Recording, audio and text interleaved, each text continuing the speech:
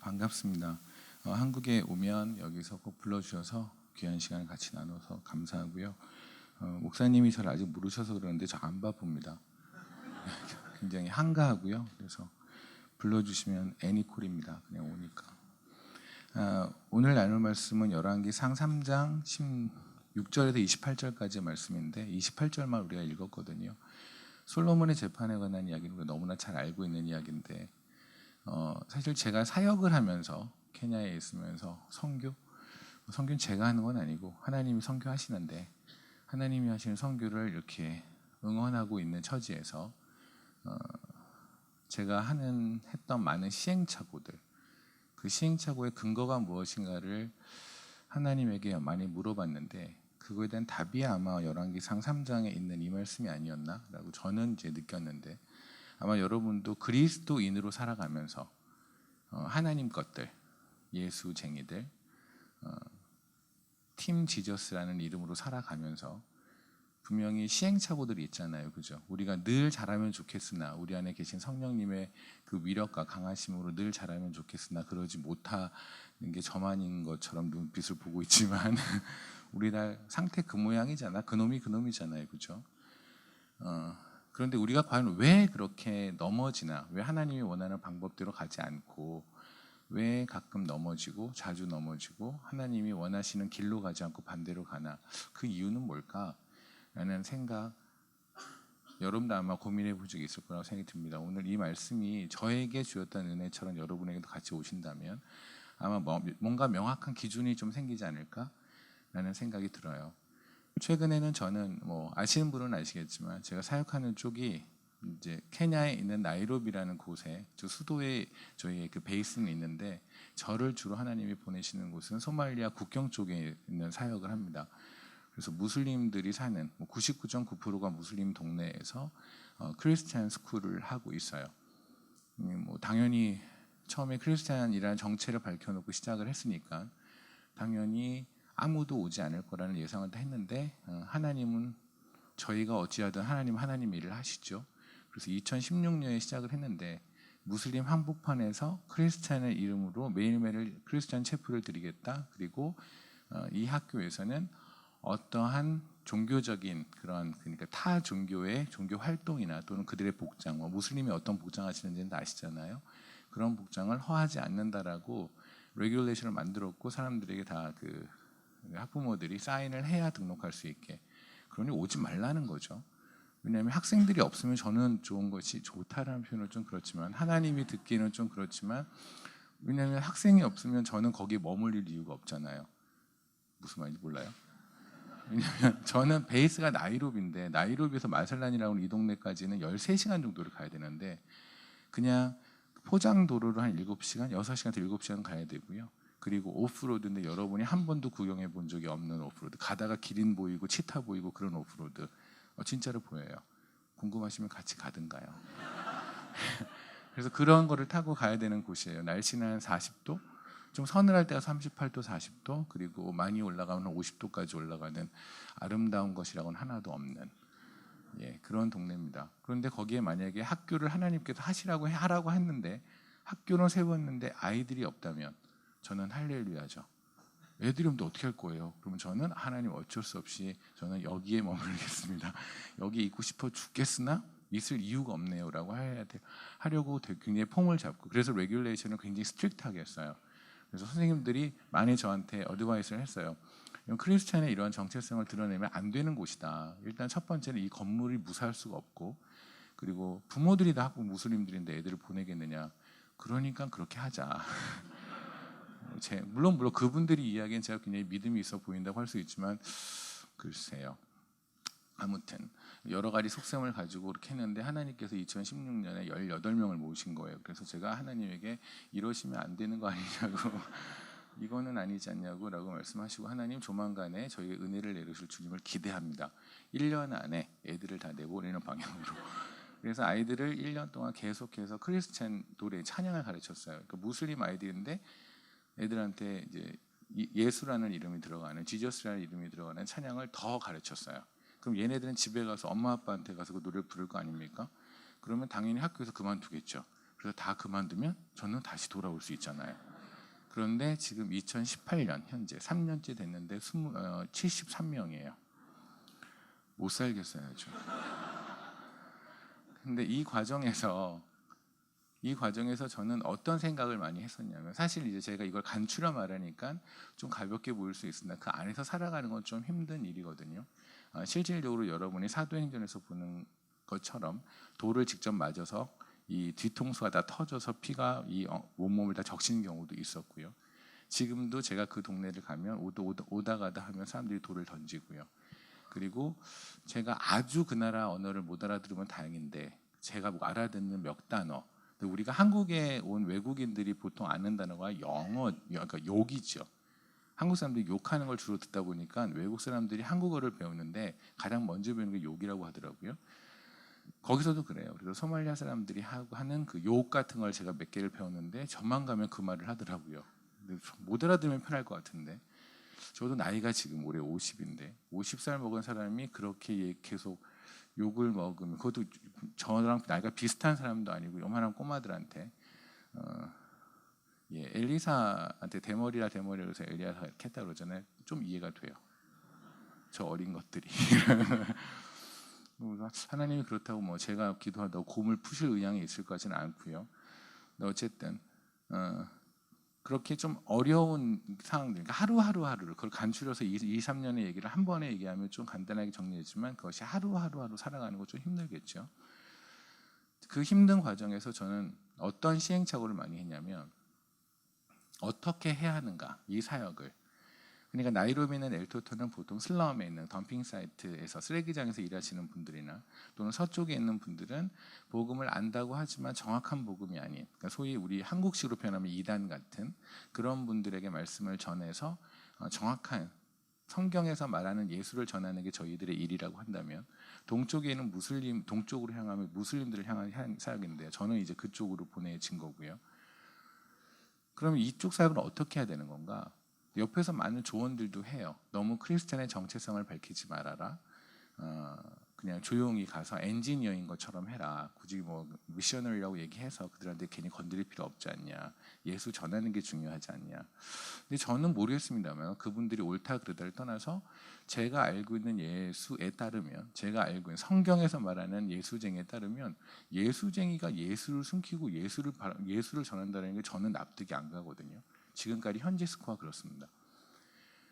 그런데도 불구하고 실질적으로 거기를 가면 일단 저를 쫄게 하고 있는, 아니 그냥 피지컬하게 쫄게 하는 그런 것들이 있잖아요. 그죠? 저를 두렵게 만드는, 말 그대로 짱돌이 날라오기도 하고요. 최근에 있는 일은, 제가 한국에 지금 약간 오래 머물렀는데 한국에 머무르는 사이에 이쪽에서 어떤 일이 일어났냐면, 마살란이라는 그 곳이 소말리아 국경서부터 한 2시간 정도 케냐 쪽으로 들어와요. 그래서 사는 사람들은 다 그냥 소말리아 사람들인데, 마살란에서 1시간 정도로 국경 쪽으로 이렇게 가면 이자라라는 곳이 있어요. 근데 거기에 그 군부대 안에 그걸 경찰서라고 부르는데 우리가 이해하기 편하게 한다면 군부대로 이해하시면 될 것 같아요. 군부대 안에 교회가 있는데 거기가 테러를 당한 거예요. 그 교회가 제가 매주 주일마다 가서 섬기는 교회예요. 그 마살라니에서 제가 거기를 갈 때 매일 아침 주일마다 제 짐을 다 챙기거든요. 깨끗하게 방을 정리를 해요. 왜 그 남자 화장실에 가면 그런 말이 있어요. 지나간 자리가 아름다워야 된다 뭐 이런 얘기 있잖아요. 왜냐하면 저는 주일에 그 이자라로 가는 길에 어떤 테러를 당하거나 내지는 그런 확률이 높은 동네예요. 또 거기서 제가 색깔이 나는 유일한 사람이니까 저의 움직이는 거는 사람들이 다 알거든요. 제가 그렇게 유명하다는 게 아니라 그냥 어쨌든 색깔이 다른 게 아니라 둥둥둥 밥을 좀 뛰어다니니까 어쨌든 사람들 눈에 띄고, 또 그들은 전부 다 제가 크리스찬 선교사인 걸 알기 때문에 타겟은 분명히 되겠죠. 그러니까 그쪽으로 가다 보면 언제 어떻게 무슨 일을 할지는 몰라요. 특히 주일날 항상 여기서 글로 가는 건 아는 거고 거의 같은 시간에 움직이니까. 근데 가는 길이 한국처럼 차가 이렇게 있는 것이 아니라 뭐 아까 말씀드린 것처럼 뭐 치타 보이고 기린 보이고 하는 동네니까, 거기서 누군가가 저를 납치하거나 테러를 했을 때 알 수 있는 목격자는 기린 정도밖에 없어요. 그러니까 거기서 만약 그냥 잡히거나 어떻게 되면 그냥 가야 되는. 그리고 또 그 이자라라는 곳이 워낙 소말리아 국경에서 가깝기도 하고, 그리고 여러분이 IS라는 테러리스트들 얘기를 들었을 텐데, IS는 알샤바브라고 하는 소말리아 테러리스트에 비하면 약간 그래도 급이 있거나 좀 룰이 있는 단체예요. 알샤밥은 너무 랜덤이에요. 그래서 이분들이 테러하는 거는 테러 세계에서도 좀 너무 막 간다 얘네는 이런 생각을 할 것 같아요. 그러니까 이분들이 워낙 이제 거친 분들이어서 이 양반들이 이자라라는 이 경찰서 군부대를 칠 가능성이 높았었어요.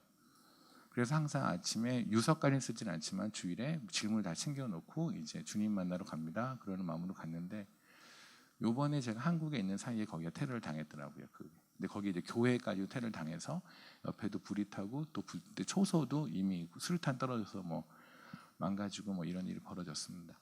그러니까 그런 동네에 있다 보니까 물론 1년 365일 거기 있는 건 아니에요. 한 1년에 반 정도 이제 그 지역에 제가 있는데 그러다 보니까 아무래도 제 믿음에서 그러니까 머리로 알고 있고 가슴으로 알고 있는 예수와 실질적으로 살아가는 예수에 대한 얘기는 조금 다를 수 있잖아요. 그렇죠?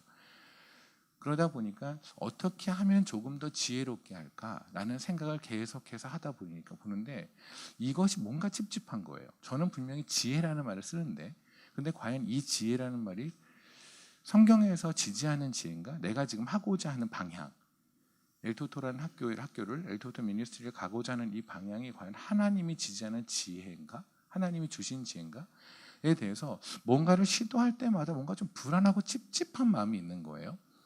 그리고 내가 처음에 이 사역을 시작하고 케냐 이제 10년 전에 갔을 때 뭐 제 얘기를 아시는 분은 아시지만 제가 2007년도에 교회를 처음 나가고 2008년도에 선교를 간 사람이거든요. 그러니까 1년 만에 그냥 교회 다니고 그리고 선교 갔던 그때 그 뜨거운 마음으로 시작했던 것과 뭔가 좀 노련한 듯한 느낌이 있는 거예요. 그러니까 제 스스로를 합리화시키고 변화하다 보면 그냥 제가 잘하고 있는 것 같은 느낌도 들고 또 한편 보면 처음에 있었던 그 초심하고 좀 뭐가 변한 느낌도 들고 이게 뭐였을까? 이 찝찝한 마음은 뭘까? 그러니까 이 그냥 지혜로운 생각을 가지고 사람들의 의견을 반영해서 뭔가를 하고자 하는데 이것에 선뜻 하겠다는 마음이 안 드는 거예요. 이게 하나님이 원하시는 것 같지가 않은 거예요. 그리고 처음에 제가 하려고 했는 그 뜨거운 마음으로 시작했던 거가 또 다른 것 같아요. 그래서 이게 뭔가를 하다가 고민을 하다가 역시 하나님은 말씀으로 말씀하시잖아요. 말씀에 기대면 하나님 말씀해 주십시오라고 했는데 그때 하나님께서 알려주신 게 바로 이 솔로몬의 재판이라고 하는 이 이야기입니다. 잠깐 말씀을 볼게요. 열왕기상 3장입니다. 열왕기상 3장 저희는 지금 28절의 말씀을 읽었습니다. 이 솔로몬의 재판의 이야기는 다 아시죠? 창기 2명이 아이를 데리고 와서 이 아이가 누구 아이냐를 판결해 달라는 얘기를 했고 그리고 이 판결해 달라는 얘기에서 솔로몬은 그러면 아기를 죽이자. 그랬더니 친엄마가 되는 사람이 아니 차라리 이 아이를 저 사람한테 줘라. 내 아이가 죽어가는 거는 못 보겠다. 그래서 진짜 엄마와 가짜 엄마가 구별됐다는 얘기는 다 아시잖아요. 그죠? 그런데 이 이야기를 여러분이 동화 속의 한 이야기로 보지 않고 정말로 진지하게 이것이 일어난 일이라고 본다면 여러분은 어떤 질문이 생겼어야 하냐면 솔로몬이라는 왕이 창기 2명을 만날 정도의 그 정도 레벨은 아니지 않나라는 게 첫 번째예요. 왜냐하면 솔로몬 때는 솔로몬을 그 호위병들이라고 그러죠. 보디가드들요. 그 호위병이 500명이 금으로 된 방패를 들고 다닐 정도로 부유했던 나라예요. 그러니까 우리가 조선왕조 500년에서 수많은 왕들의 그 아우라가 있잖아요. 그렇죠? 근데 솔로몬의 아우라는 그들에 비해서도 훨씬 더 위였어요. 통일 이스라엘의 왕이었어요. 그리고 애굽에 있는 왕, 그 잘 나가던 제국으로까지 발전하기 직전까지 갔던 애굽의 왕이 솔로몬이 무서워서 솔로몬의 그 이스라엘이 무서워서 자기의 딸을 갖다 바침으로써 그래서 사돈 관계를 맺고 어떤 간에 어쨌든 피해 관계를 맺음으로써 그 이스라엘의 공격을 피하려고 했던 그렇게 정략 결혼까지 하려고 이 애굽뿐만 아니라 많은 나라도 노력했던 그러니까 당시에 그 나라 그 지방에선 가장 잘 나가던 왕이 솔로몬이에요. 근데 그 솔로몬이 동네에서 어느 창기 2명이 아이 한 명에 대해서 이 꼬마애가 이 갓난애기 엄마가 진짜 누구냐라는 재판을 하는데 솔로몬이 직접 관여했다? 좀 이상하지 않습니까? 일단 첫 번째 이 창기 2명이 솔로몬을 만나게 되는 과정 자체가 일단 미스테리예요. 맞죠? 그러니까 이 얘기가 사실이라고 한다면 그리고 우리 당연히 사실이라고 믿고요. 그러면 이것이 사실이라면 하나님께서는 단순히 이것이 그냥 솔로몬이 변사또 같은 역할을 했다라는 얘기에서 끝날 얘기가 아니란 말입니다. 뭔가 다른 얘기를 하고 싶으니 정말 하늘처럼 높은 솔로몬을 백성들의 눈에 보이면 하늘처럼 높은 솔로몬을 이 창기 2명한테 만나게 해서 하나님의 지혜로 이 판결을 해줬단 말입니다. 맞죠? 그런데 이것이 그렇게 대단한 지혜인가요? 물론 굉장히 현명한 건 맞고 지혜로운 것도 맞지만 이것이 온 이스라엘이 바들바들 떨고 두려워할 만큼의 지혜라고 생각하진 않아요. 솔직하게 말하면. 그죠? 그런데 우리는 열왕기상 3장 28절에 이렇게 나옵니다. 온 이스라엘의 왕이 심리하여 판결함을 듣고 왕을 두려워하였으니 이는 하나님의 지혜가 그의 속에 있어 판결함을 봄이더라.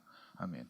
하나님의 지혜래요. 그냥 지혜도 아니고 하나님이 주신, 하나님이 최선을 다해서 주신 그 지혜로 판결한 게 이거래요. 그러기에는 사이즈가 너무 작지 않나 이 말입니다. 아마 여러분이 속으로는 동감하실 수 있어요. 왜냐하면 솔로몬은 뭐를 기대했냐면 하나님께 내가 뭐 다 줄게. 또 원하는 게 뭐야? 그래서 지혜를 달라고 했었잖아요. 그리고 하나님께서 그 지혜를 주셨다면 솔로몬이 그토록 원했던 지혜를 하나님께서 주셨다면 이거를 지금 실습하는 장, 보여주는 장, 엑서사이즈로 보여주는 장이 지금 이 얘기라면 이 얘기에 들어갈 내용은 보통 A라는 나라와 B라는 나라가 서로 갈등을 하는데 솔로몬이 지혜를 발휘해서 그들의 갈등을 없앴다. 그죠?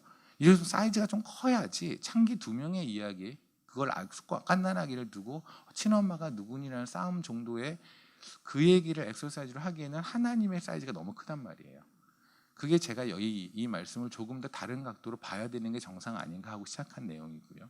거기서 깨달음을 얻었는데 그 깨달음이 제가 앞으로 지금까지 약간 헷갈렸던 아까 말씀드렸던 뭔가 하나님께 지혜를 구하고 그래도 지혜롭게 사역을 한다고 하는 것 같은데 뭔가 이건 아닌 것 같은 뭔가 찝찝한 그러니까 이 길이 맞는 것도 같아요. 근데 이 맞는 길은 나의 안전이 확보되어지고 그리고 세상 사람들이 보기나 아니면 적당히 균형은 잡혀 보이는데 예전에 그냥 예수 이름 하나 딱 보고 확 덤볐던 그런 야성이 사라진 듯한 내가 뭔가 이상해졌는데 뭔지는 모르겠는 충분히 합리화는 시킬 수 있으나 그렇지만 이 합리화가 저에게 그리고 하나님에게 납득이 될 것 같지는 않은 그거에 대한 해답을 저는 여기서 얻었다고 생각을 하거든요.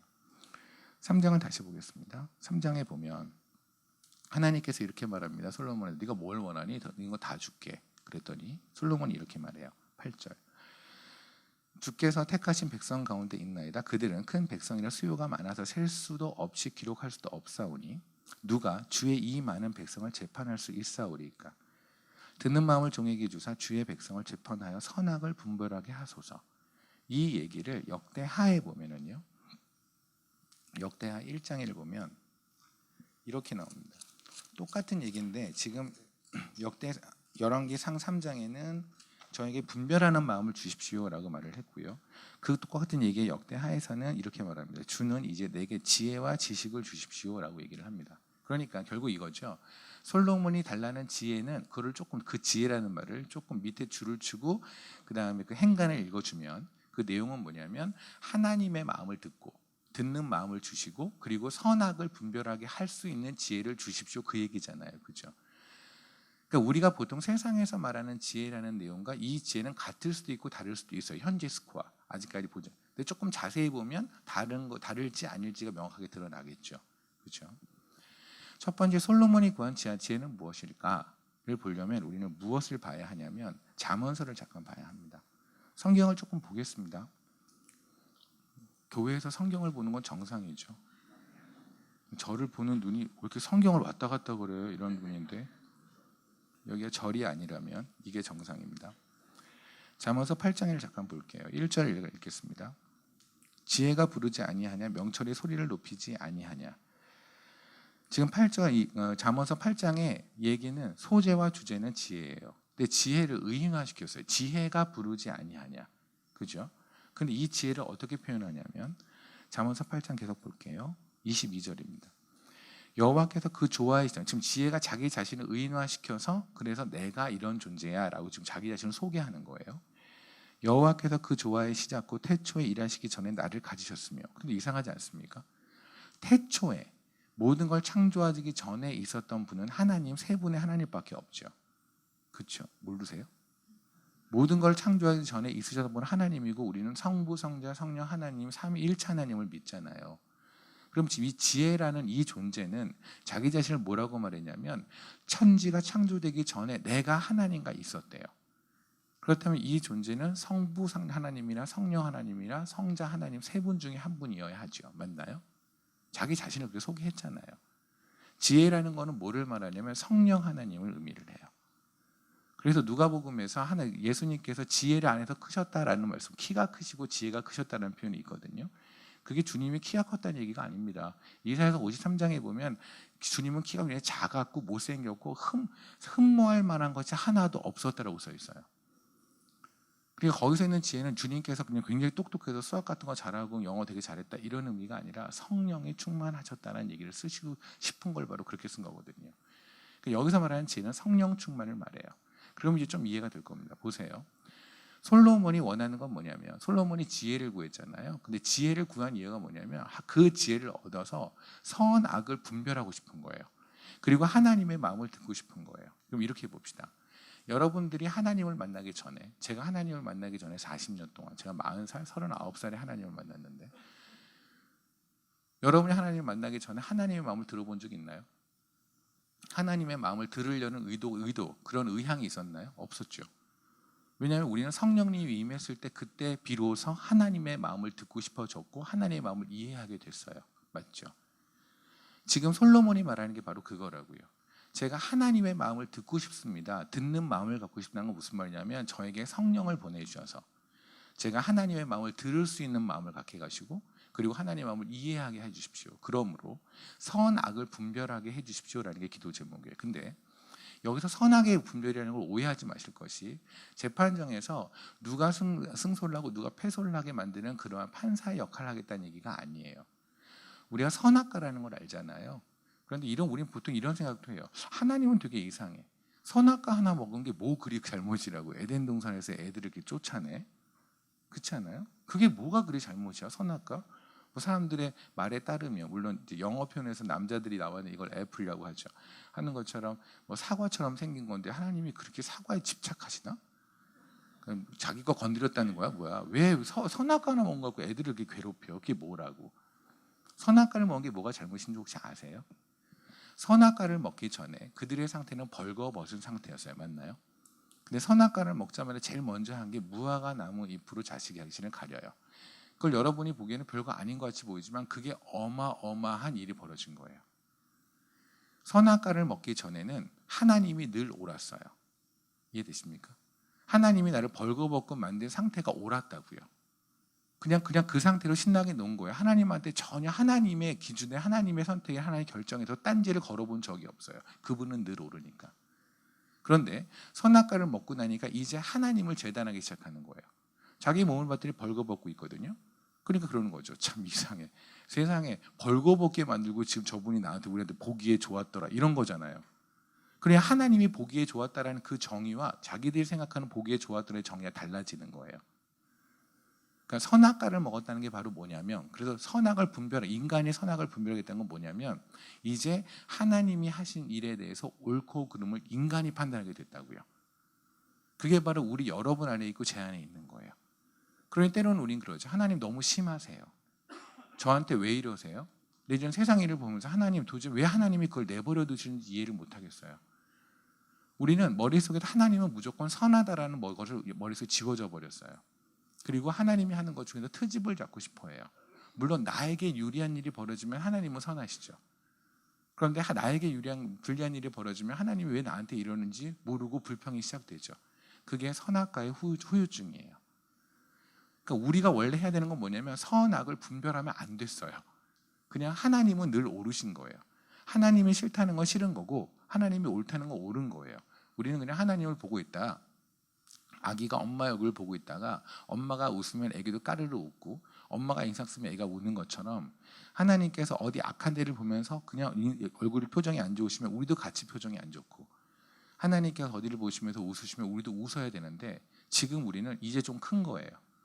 그래서 하나님이 웃으시면 뭐가 좋다고 저렇게 웃어?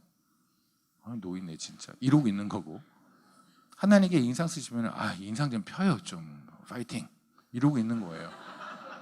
이제 우리가 하나님이 하시는 모든 행동의 선과 악을 우리가 구별하기 시작했단 말입니다. 이해하시겠나요? 솔로몬이 바로 구한 게 그거예요. 사람들이 무지하게 많이 저기 올 겁니다. 그런데 제가 그들을 상담해야 되고 그들을 재판해야 합니다. 여기는 우리 사역하시는 분들도 그렇고 사역하는 분뿐만 아니라 개개인이 전부 다 예수 이름으로 사람들에게 누군가의 상담을 해야 되고 또 복음을 전해야 하잖아요. 우리는 그럴 때 세상의 지혜를 써요. 얘가 지금 이런 상태니까 이럴 땐 이렇게 접근하는 게 좋아, 그죠? 그래서 뭐 심리학이라고 하는 되도 않는 것도 쓰기 시작하고 막 그런 걸 막 써요. 근데 봅시다. 솔로몬이 구한 게 바로 그래요. 세상 이 어마어마하게 통일 이 이스라엘 사람들이 전부 다 저에게 와서 뭔가를 물어볼 거예요, 그죠? 그리고 이 나라에 어떤 결정을 할 거예요. 중대 결정을 할 거예요. 이럴 때 제가 선악을 분별하게 해주십시오. 무슨 말이에요? 하나님이 보시기에 옳은 걸로 하게 해주십시오. 그리고 하나님이 하신 일을 제가 옳다라고 그건 선한 결정이라고 인정하게 해주십시오. 그게 바로 솔로몬이 구했던 지혜라고요. 그러니까 이 지혜라는 건 우리가 세상을 잘 살아가는 지혜가 아니란 말입니다. 여러분이 사업을 잘하는 지혜가 아니란 말입니다. 어쩌면 이 지혜는 여러분의 사업을 망치게 하는 지혜일 수도 있어요.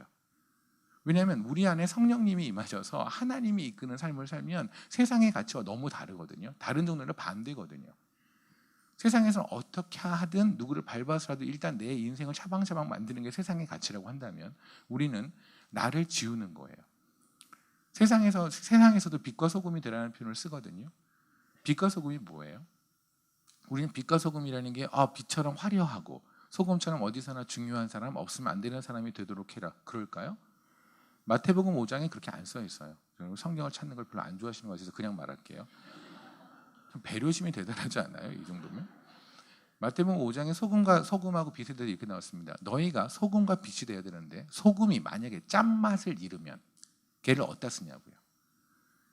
우리가 소금으로 불려진 것은 세상에서 가장 중요한 존재, 직장에서 가장 중요한 존재, 없으면 이만큼 구멍이 나는 존재, 빈자리가 큰 존재가 되란 얘기가 아니에요.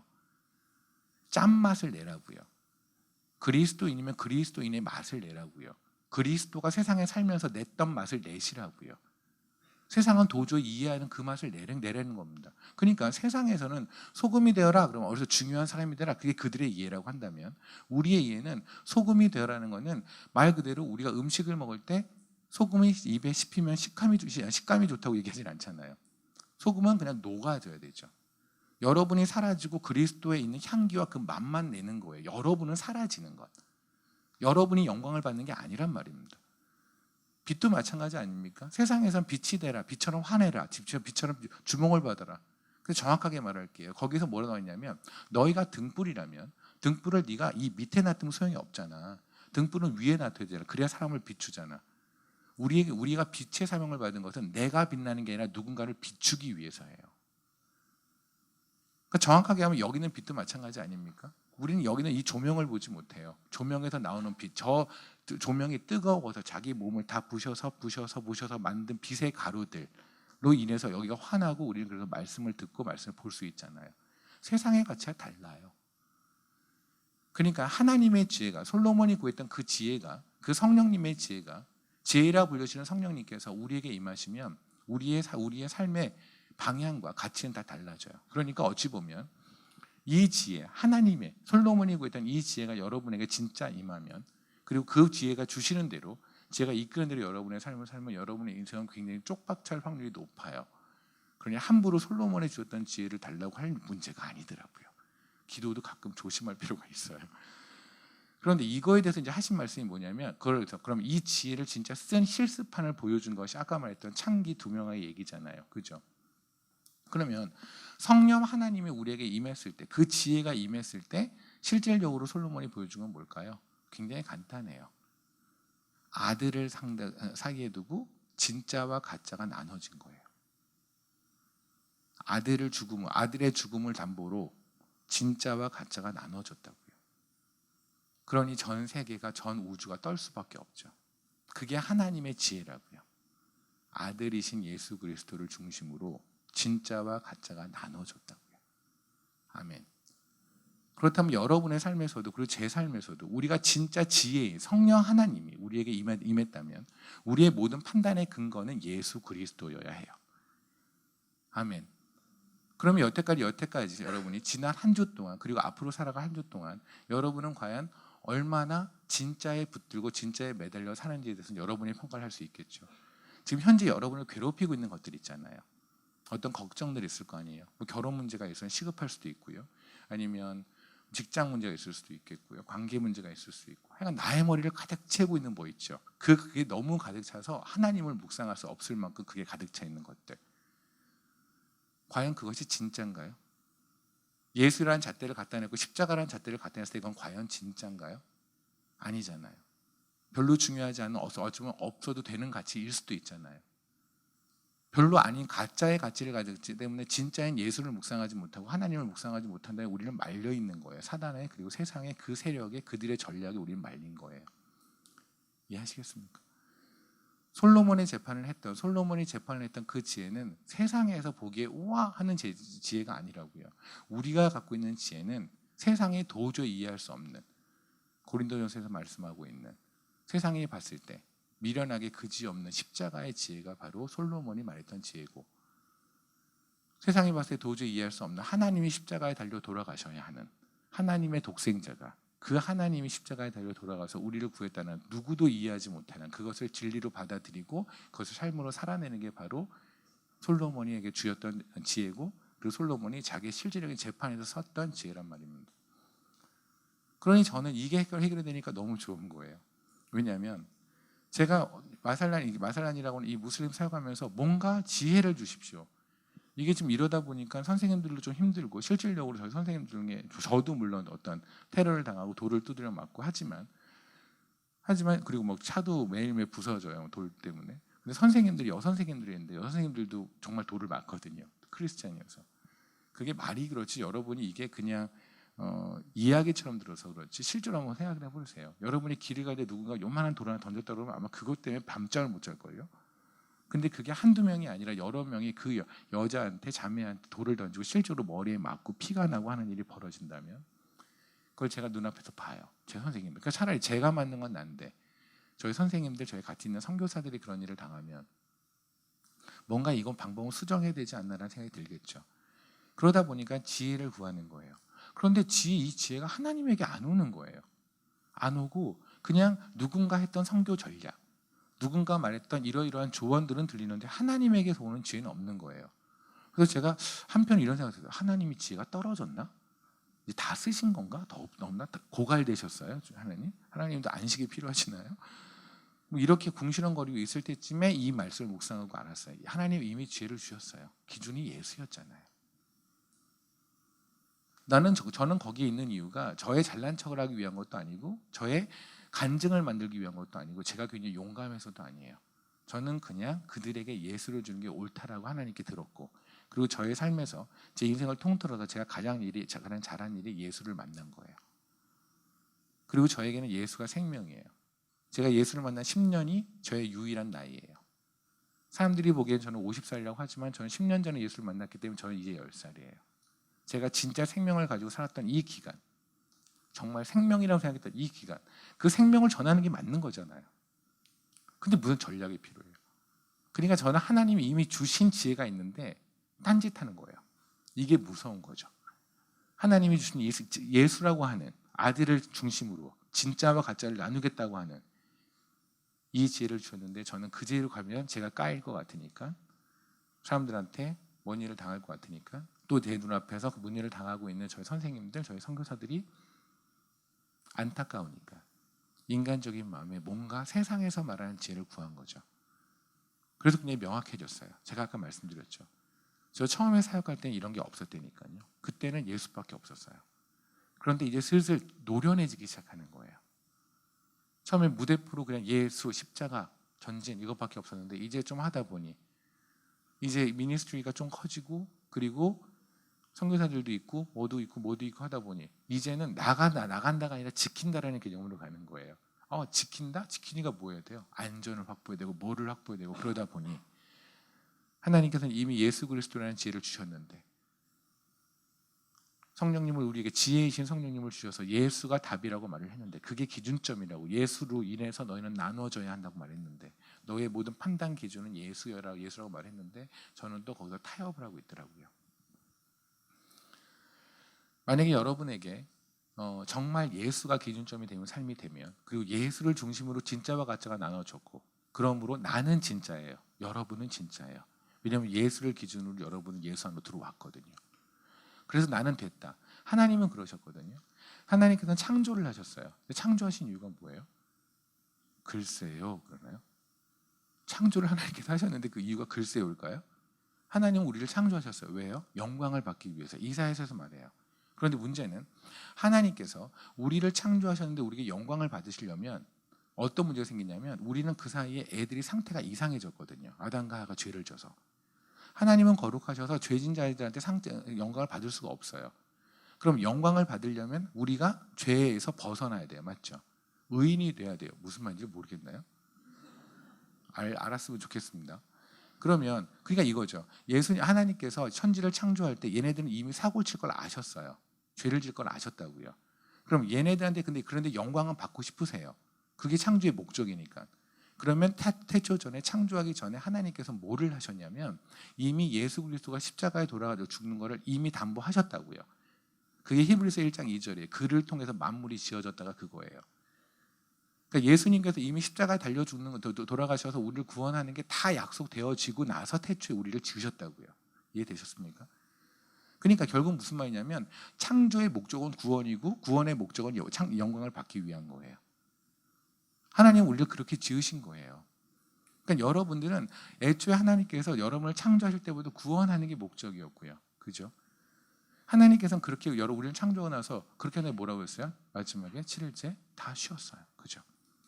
주님이 이 땅에 오셨습니다. 십자가에 돌아가셨어요. 그래서 뭐라고 했어요? 십자가에서 다 이루었다.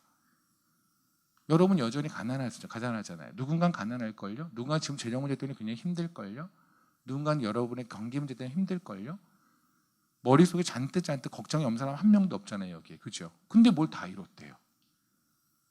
예수님은 다 이뤘대요.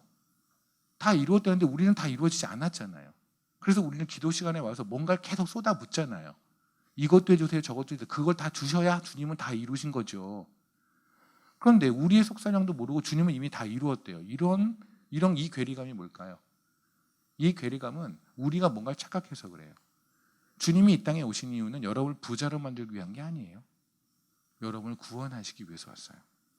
그러니 주님은 십자가에 달려 돌아가시면 우리를 이미 구원하셨단 말입니다. 그러니까 다 이루신 거예요. 그래서 말씀하시는 거예요. 너희는 괜찮아 이제. 구원 받았잖아. 주님은 우리가 괜찮다고 그러는데 우리는 안 괜찮아요. 문제는 거기에서 발생을 해요. 그런데 만약에 하나님이 예수 그리스도를 중심으로 진짜와 가짜가 나눠지고 우리가 예수를 중심으로 진짜 안에 들어갔고 그래서 주님의 가치에 우리가 동의하는 사람이라면 우리는 기도를 이렇게 해야 돼요. 한나의 기도 혹시 아시나요? 들어보신 적 있나요? 사무엘상을 잠깐 볼게요.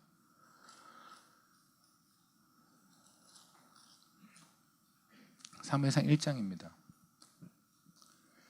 사무엘상 1장 1을 보면 9절서부터 18절까지가 한나의 기도, 19절에 이제 20절 그 밑에 계속 한나가 아기가 없어서 시름시름 앓다가 나중에 와서 아기가 생겼다. 그래서 사무엘을 낳는데 그 사무엘을 하나님께 드렸다. 이런 얘기가 있습니다. 이때 볼게요. 지금 한나는 궁시렁궁시렁 거리고 있습니다. 그러니까 기도를 하고 있는데 그 기도를 하는데 그게 소리를 내서 하지 않고 좀 궁시렁궁시렁 거렸대요.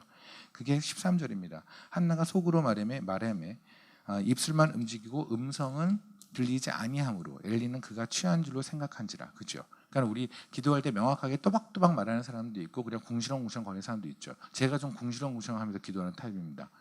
그래서 그러면 한나가 좀 이렇게 기도하니까 옆에 지나가시던 목사님이 보기에 이 집사님이 술 취해 보이거든요. 이러니까 그래서 지금 집사님이 목사님이 말씀하시는 거예요. 한나 집사님 한잔 하셨어요? 에이 술 먹고 교회면 안 되지. 이렇게 말씀하셨다는 얘기예요. 그게 14절이에요. 엘리가 그에게 이르되 네가 언제까지 취하여야겠느냐 포도주를 끊으라 하니 그러니까 한나 집사님은 또 얼마나 열받겠어요. 그래서 한나 집사님이 얘기를 하죠. 저는 그런 사람이 아니에요. 되게 억울하네. 나 술 한 잔도 안 먹어도 원래 기도 이렇게 하거든요. 다음에 봐봐야죠. 계속 이렇게 기도해요.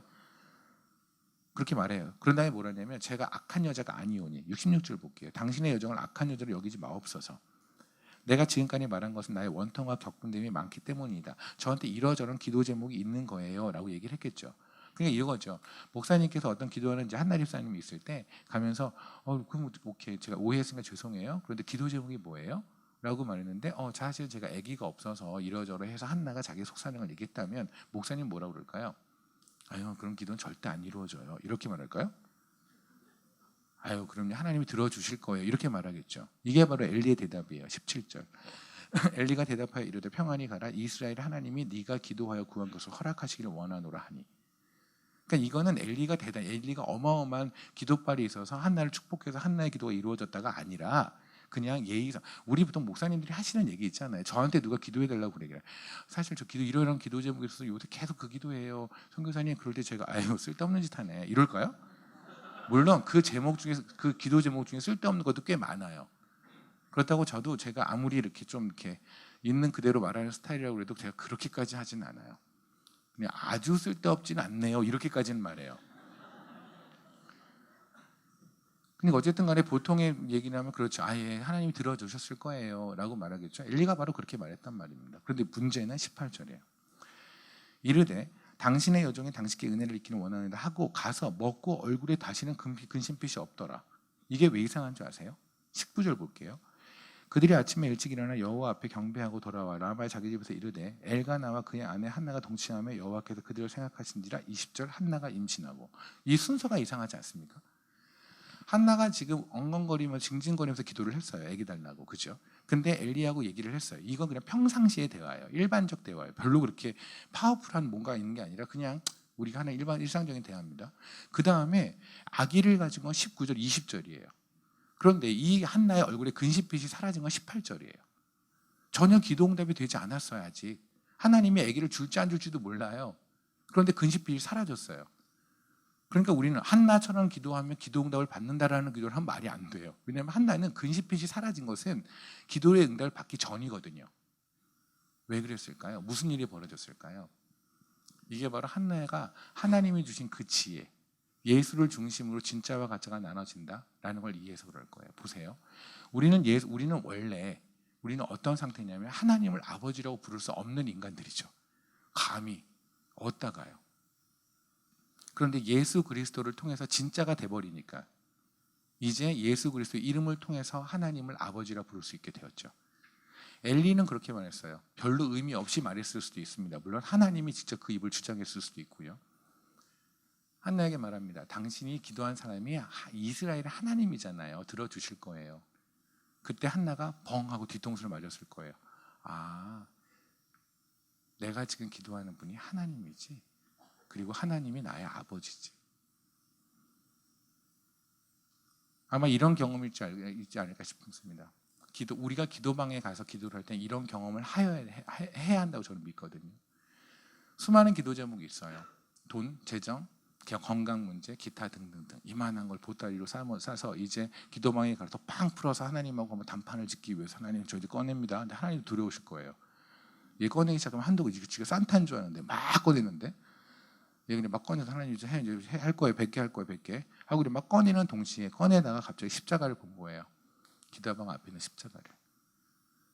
하나님의 독생자가 그 하나님의 십자가에 달려 죽으심으로 내가 지금 기도하는 그분이 아버지가 됐대요. 더 필요하세요? 그 사이에 내가 가지고 있는 모든 기도 제목은 사라진다고요. 하나님을 아버지라고 부를 수 있는데 그것보다 더 뭐가 필요하세요? 케냐에 우리 엘자라고 스트리트 보이들이 있어요. 걔네들 모아서 같이 살고 그랬는데 그 중에 다니엘이라는 애가 있습니다. 저희가 열이라고 불러요. 이 다니엘이라는 애는 워낙 아기 때부터 고등학교 때까지 이제 키웠죠. 걔들 길에서 혼도 하던 아이들인데 잘 컸어요. 이 아이가 근데 너무 잘 크다 보니까 등치가 너무 커져서 학교에서 이렇게 약간 일진이 된 거예요. 좀 덜 먹일 걸 하는 생각도 뒤늦은 후회로 들기는 해요. 그러니까 얘가 학교에서 전화가 딱 오는 건 100% 뭐냐면 애가 깠다. 그러니까 누군가 지금 피를 흘리고 있으니까 와서 깽값을 물어라. 이런 전화가 와요. 어쨌든 간에 저는 이제 걔들 아빠예요. 그러니까 가야죠 또. 그래서 가요. 가면 이제 그게 한두 번 가는 게 아니에요. 그 학교는 이제 단골이 이렇게 워낙 애들 패고 다녀서.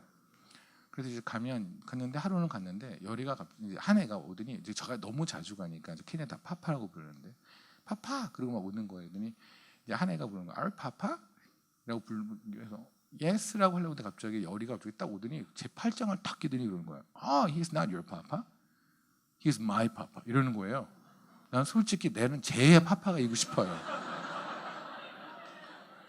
난 진짜 네 파파이고 싶지가 않은데 내가 지금 여기 온 이유가 좋아서 온 게 아니에요. 깽깐물로 온 거예요. 선생님한테 가서도 잘못했으면 이거 하라고 온 거예요.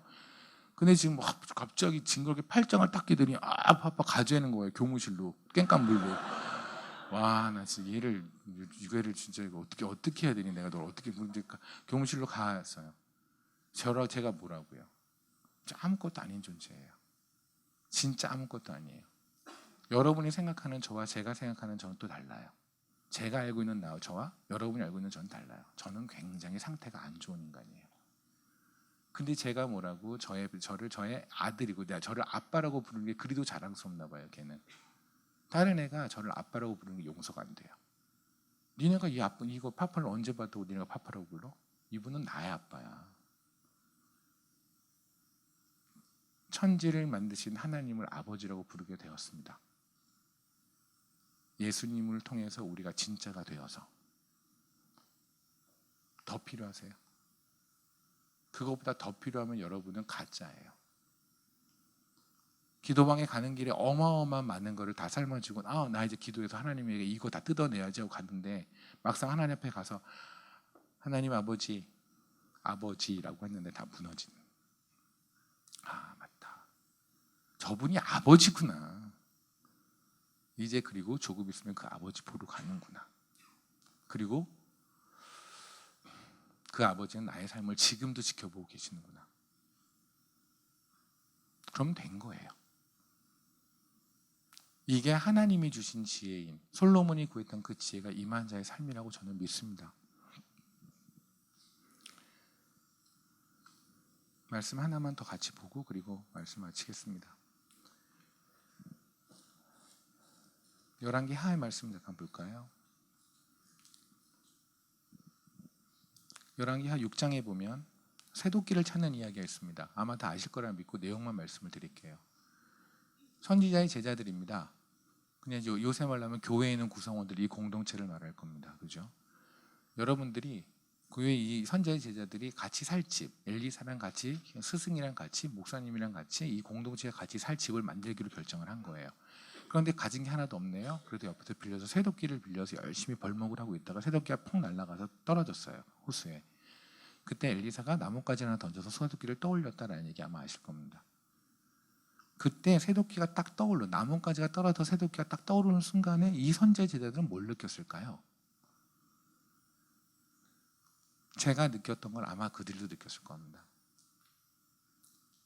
우리 처음에 예수 만났을 때 무엇으로 주님께 영광 드린다고 고백했어요? 여러분 뭐 있었어요? 뭐라고 고백한 적 있어요? 벌레 같은 나, 배설물보다도 못한 나, 주님 저 가진 거 하나도 없는데 주님이 좋아요. 이렇게 고백해 본 적이 있습니까? 있죠. 근데 지금은 쇠도끼가 있어야 주님께 영광을 돌린다고 착각하고 있지 않나요? 쇠도끼 달라고. 주님 이 쇠도끼만 있으면 제가 주님께 더 영광을 돌릴 수 있어요.